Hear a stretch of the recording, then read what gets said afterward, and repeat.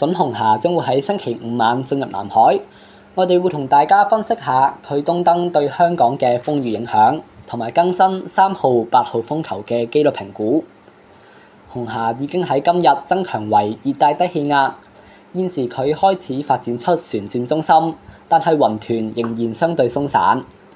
預料佢將會喺聽日橫過呂宋海峽，並喺星期6凌晨進入香港800公里範圍。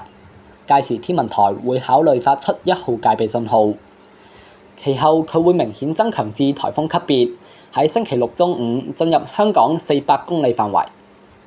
目前各種電腦模式嘅分歧稍為收窄，普遍預料準紅霞會喺汕尾附近登陸，同香港保持大約200公里範圍。但係美國模式嘅最新一步就改為預測佢喺香港南面100公里左右掠過。風暴最終嘅登陸位置係取決於佢嘅整合速度同埋移動速度。如果佢嘅移動速度比起副熱帶高壓脊嘅西伸速度較慢，就會採取偏西路徑。我哋最新評估，天文台發出3號信號嘅機會係高。現時風暴已經有極高機率會進入香港300公里範圍，同風暴嘅強風圈非常接近。即使東登導致風力較弱，配合風暴嘅外圍雨帶，香港廣泛地區仍有較高嘅機會持續吹強風。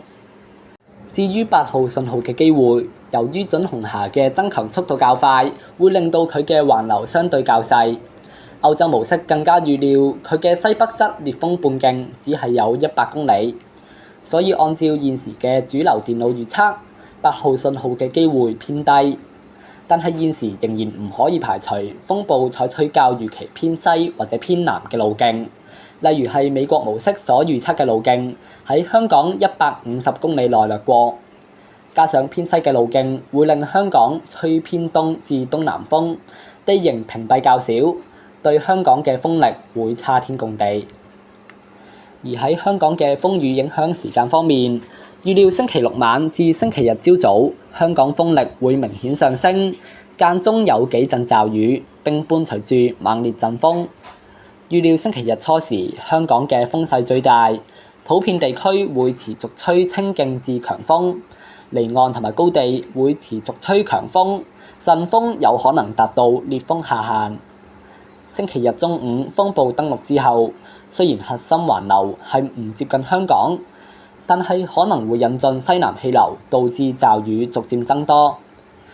而由於香港係主要吹偏北風，所以出現風暴潮嘅機會係較低。距離紅霞吹襲香港仲有幾日，唔排除預報會再有更變。敬請大家繼續留意我哋最新發布嘅影片。再會。